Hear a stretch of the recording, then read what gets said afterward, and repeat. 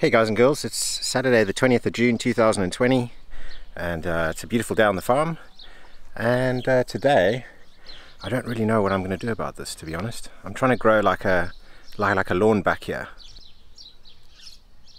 This is our front door and our sort of patio area, and then we have this sort of strip that I was trying to grow into like a sort of front lawn.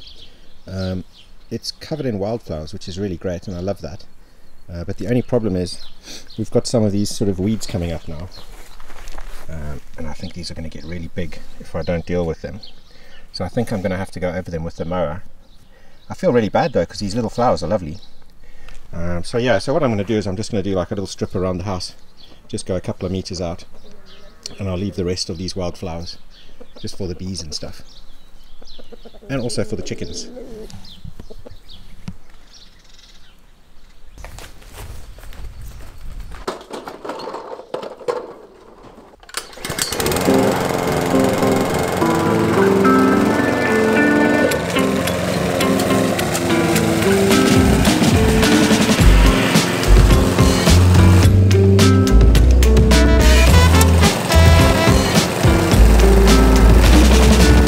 So we've cut the lawn. I've basically only gone up to that line there, and I've made a little path going up here, which goes up to a big concrete slab, which we're going to be putting sofas on, and we used to have like our little blow up pool and stuff there. So I've made like a nice little line through there, and then a strip that goes all the way around the house. This little area here by the flower bed here is a bit it's a bit messed up, because the chickens use this area and they just dig loads of holes in it. So we're going to find a way of stopping them from doing this, but for now this is where the chickens like to hang out in the sun. I've made a patch going right around the house, and I've tried to leave as many flowers as I can in like the main sort of field sections in between the olive trees.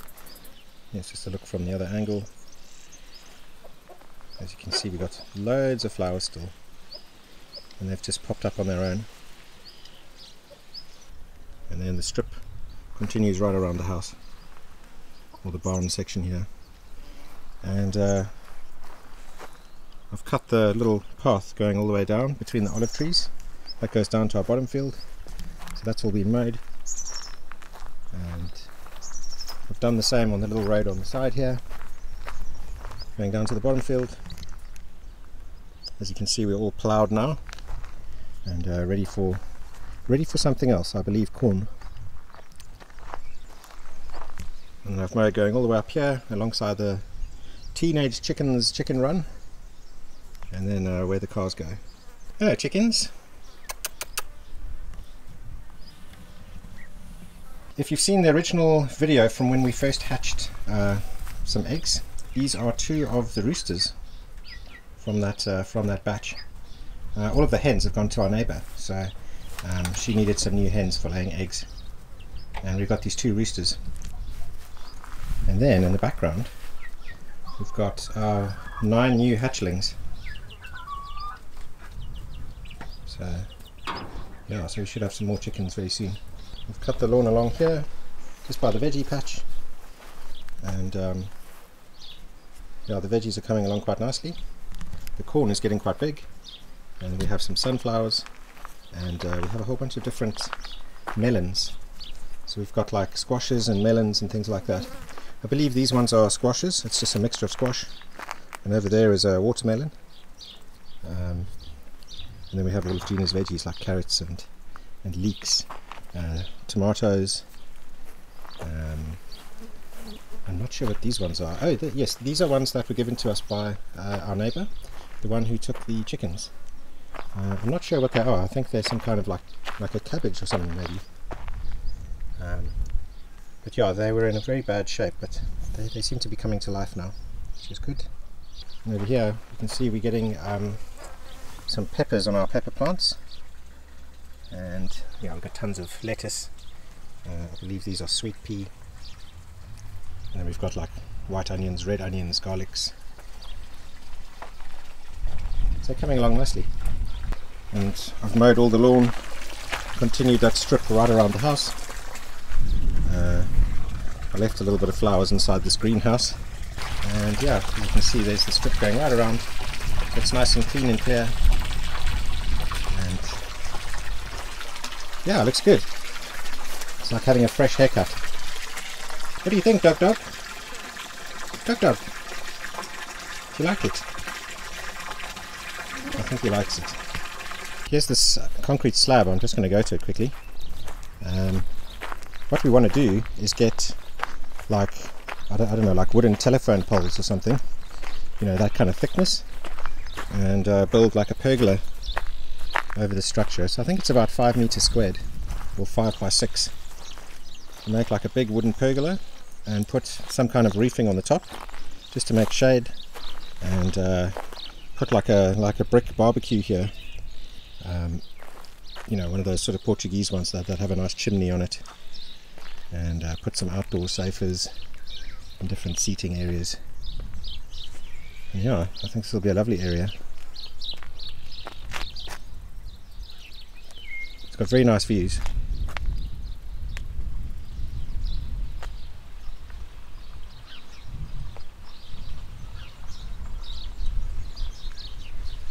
I did a bit of clearing on our dam.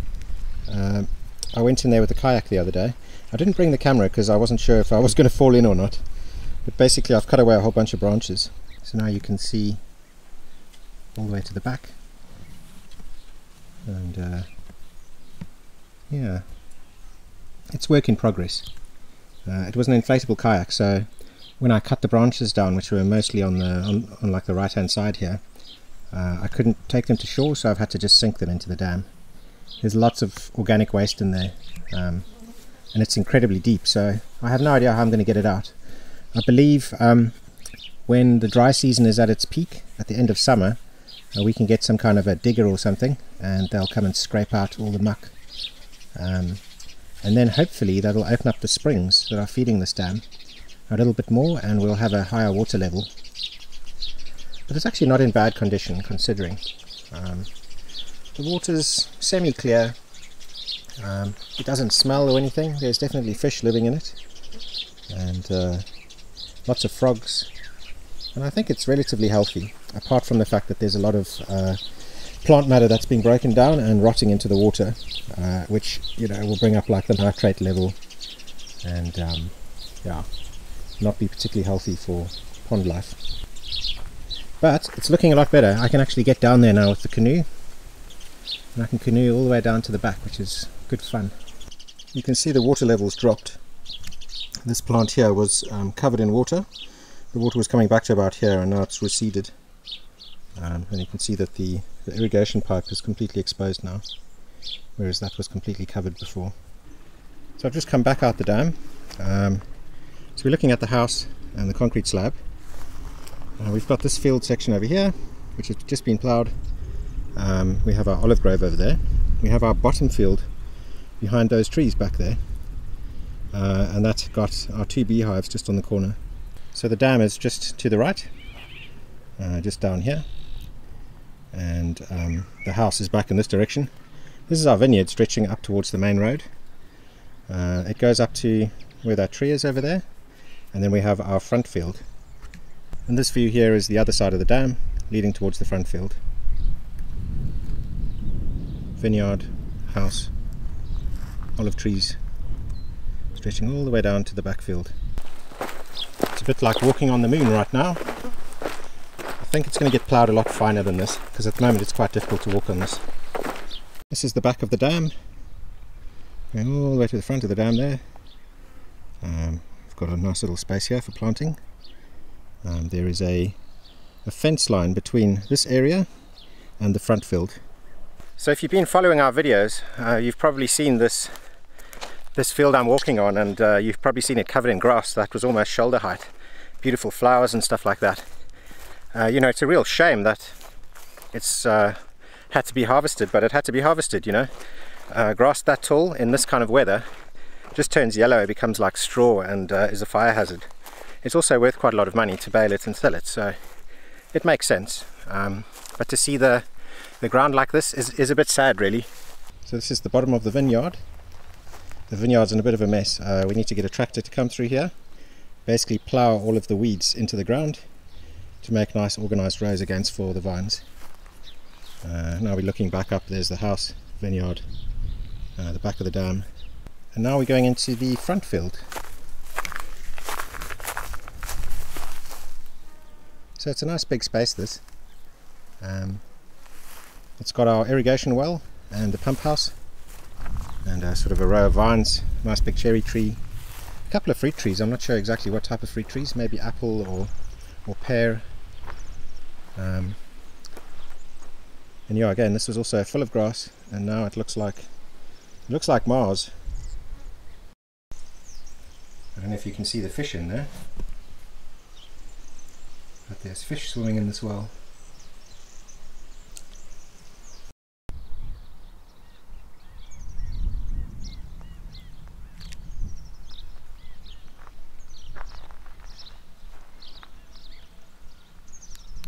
We have a big sort of strip here that goes next to our vineyard, which is also great for planting.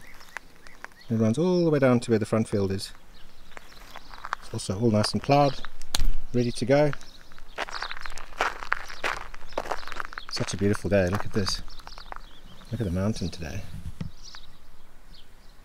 There's a lovely heat mirage going on, where you get that sort of mirage effect in the sky.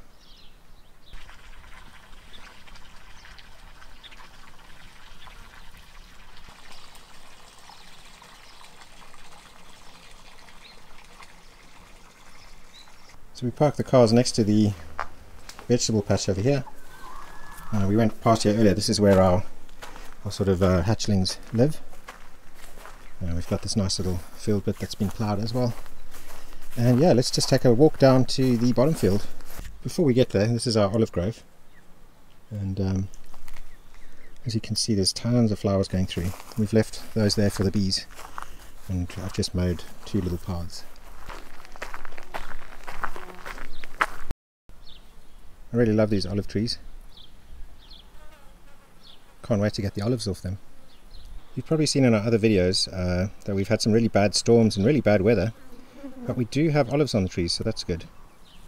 So this is just looking up back at the house where we park the cars. The house is over there. Our olive field. Got the forest in the background. So stunning. Oh, I love it here. Okay, let's go to our bottom field. This is where we used to have our camper van and where we wanted to build the yurt. So the camper van was parked over here before. At the bottom there, this is where our beehives are. If you've seen in our previous episode where we got Evie's bees to place the beehives. So that part hasn't been ploughed. As you can see, there's a nice green patch around it. But the rest of the field has been ploughed. And we're going to be putting corn down here. So yeah, it looks really different.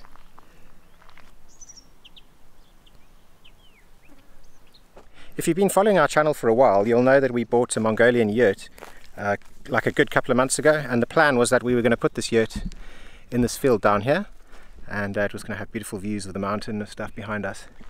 Now that hasn't happened because of the coronavirus lockdown. Obviously tourism is completely halted, and the deck is going to cost about 2,500. So to put down money like that when it doesn't look certain that tourism is even working anymore is just silly. So we're kind of waiting it out, and we just want to figure out whether or not that's a road that we want to go down. Do we actually want to do tourism anymore? Is it going to be viable? So we've got options. We've got options on this land, and we've got the yurt in storage. We can always sell it if we want. I mean, I like the idea of keeping it, but I'm not going to spend 2.5 grand on a deck if we're not going to get any use out of it. And that pretty much wraps up the tour. As you can see, the farm's looking very different now. It was very green, and the grass was really tall, and there were lots of flowers. And now it's a lot more dusty and sandy. It looks very harsh, but it's for the best. These fields are going to grow back up again. We're going to have corn growing in here, so that should be quite nice to see nice green cornfields. And nature will prevail. So anyway, I hope you guys enjoyed that, and see you soon. Ciao.